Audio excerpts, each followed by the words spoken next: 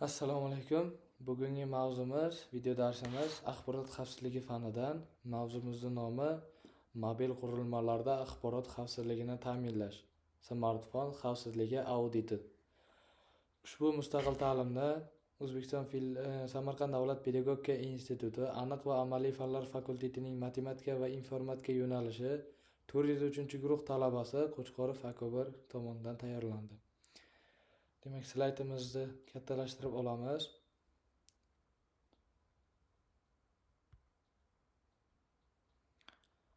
Mavzumizning rejalari, smartfon xavfsizligi auditi, ta'rif va maqsadlari, mobil qurilmalarni tahdidlar va zaifliklar tahlili, audit metodologiyalari va standartlari. Shu 3 ta reja asosida bugungi mustaqil ta'lim mavzumizni ma'ruza qismini tugatamiz va amaliy qismni ko'rib chiqamiz. Smartfon xavfsizligi auditi o'zi nima degan savolga javob beramiz.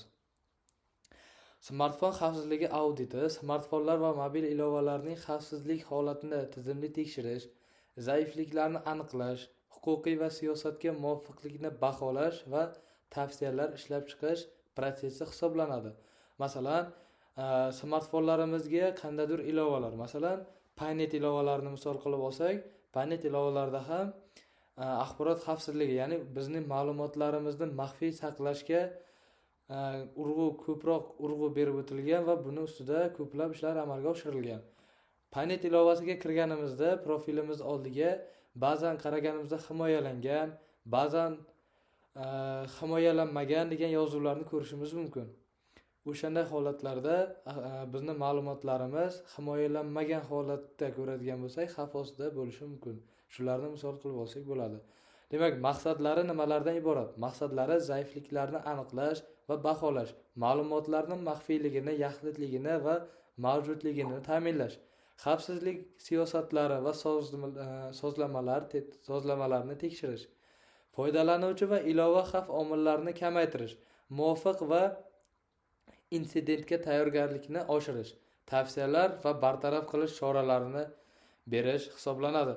Mobil qurilmalar tahdidlari. Ya'ni mobil qurilmalarimizga qanday tahdidlar bo'lishi mumkin? Mobil malware, phishing va SMS UZDD hujumlari, Wi-Fi va Manage Midline tarmoqlar, Bluetooth va NFC zaifliklari, SEM swap zaifliklar, eskirgan operatsion sistema va ilovalar yangilanishlari, ortiqcha ruxsatlar, shifrlash yo'qligi yoki noto'g'ri amalga oshirilishi, qattiq autentikatsiya yetishmasligi tufayli himoya yo'qolishi, cloud va IPE konfiguratsiya xatolari, sensor va keshda maxfiy ma'lumotlar. Ya'ni kesh fayllarda bizning maxfiy ma'lumotlarimiz o'chirganimizda ham saqlanib qolishi mumkin va bu bizning ma'lumotlarimiz xavf ostidaligini bildirib o'tadi. Tahlilda xatar ehtimoli, ta'sir darajasi va mitigatsiya choralari baholanib o'tadi.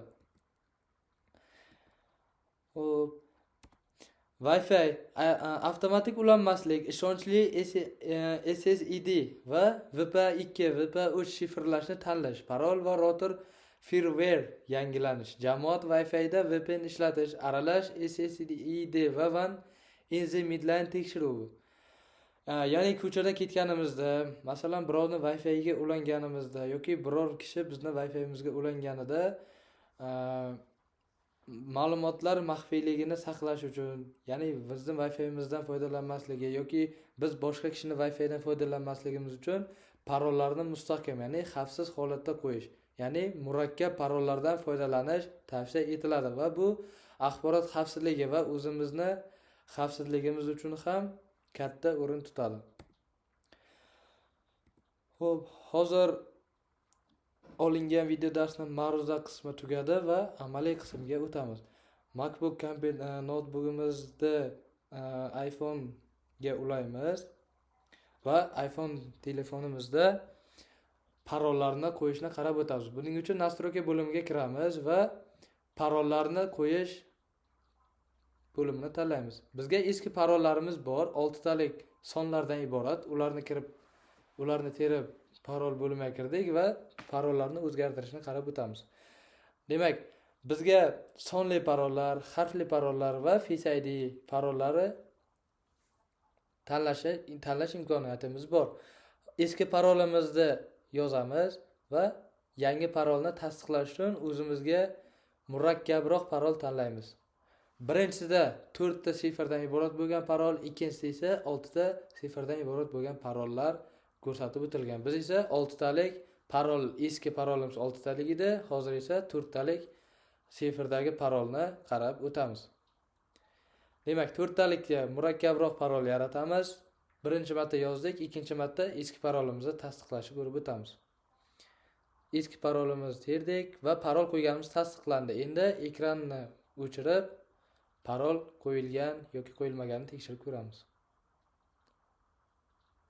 4 talik sifrdan iborat bo'lgan parol va telefonimiz 4 talik sifrdan iborat bo'lgan parolga qaytib keldi va o'rnatildi. Endi prezentatsiyamizda zararli dasturlar va spyverni aniqlash uchun ilovalar ruxsatlari va IP chaqiriqlarni monitoring qilish zarur. Statistik tahlilda APK fayl bilamiz, hozirgi kunda APK fayllar juda ham xavfli fayllar hisoblanadi. Bizga Telegram ilovalaridan kelgan APK fayllarni ochish biz uchun juda xavfli hisoblanadi. Sababi bizning nomimizga har xil summadagi kreditlar yoki biz uchun zararli bo'lgan qandaydir viruslarni yuborishlari mumkin. APK faylni ochganimizda telefonimizdagi, masalan, Telegramda kelgan APK faylni ochganimizda bizni o'zimizning akkauntimizdan o'zimizda chiqarib tashlab, o'zlari bizning akkauntimizda, ya'ni bizning nomimizdan akkauntdan foydalanib, bizni maxfiy axborotlarimizdan foydalanish imkoniyatlari ularga beriladi. Bugungi video darsimiz shulardan iborat edi. E'tiboringiz uchun rahmat.